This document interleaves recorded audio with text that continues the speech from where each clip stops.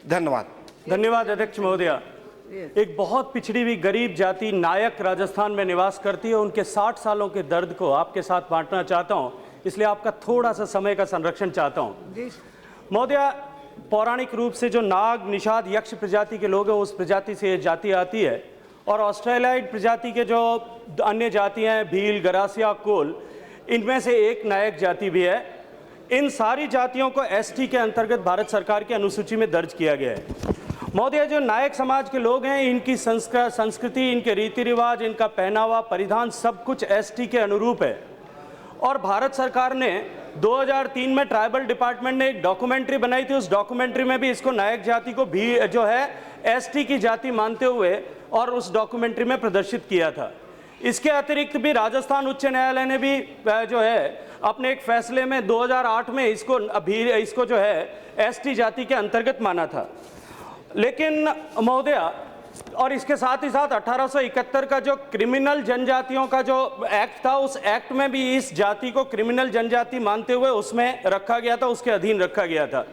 लेकिन दुर्भाग्यपूर्ण यह है कि भारत सरकार का जब गजट नोटिफिकेशन हुआ और उसमें राजस्थान की अनुसूची बनाई गई, उस राजस्थान की अनुसूची में इस समाज को 57 नंबर पर जो है वो एसटी में भी दर्ज किया गया, और एससी में भी इस जाति को जो है उस 10 नंबर पर दर्ज कर दिया गया। उसके कारण से उहापोह की स्थिति बन गई।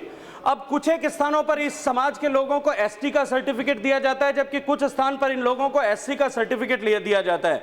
और अत्यंत ही दुर्भाग्यपूर्ण यह है कि एक ही परिवार के एक ही स्थान पर लोगों को कहीं एससी का सर्टिफिकेट दिया है और कभी एसटी का सर्टिफिकेट भी दिया है। वस्तुतः यह स्थिति इसलिए उत्पन्न हुई कि जब इंग्लिश और हिंदी में गजट का नोटिफिकेशन छापा गया तो हिंदी में तो नायक लिखा हुआ है, लेकिन अंग्रेजी वर्जन जब उसका लिखा गया तब नायक की स्पेलिंग में NAYK दर्ज कर दिया गया, जबकि नायिका नाम की कोई भी जाति ऐसी नहीं है।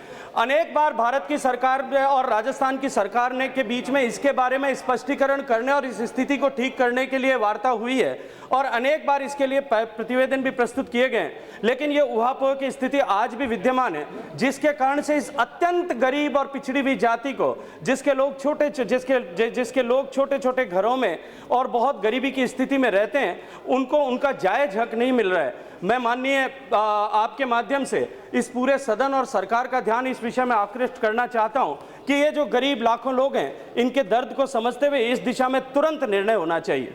धन्यवाद।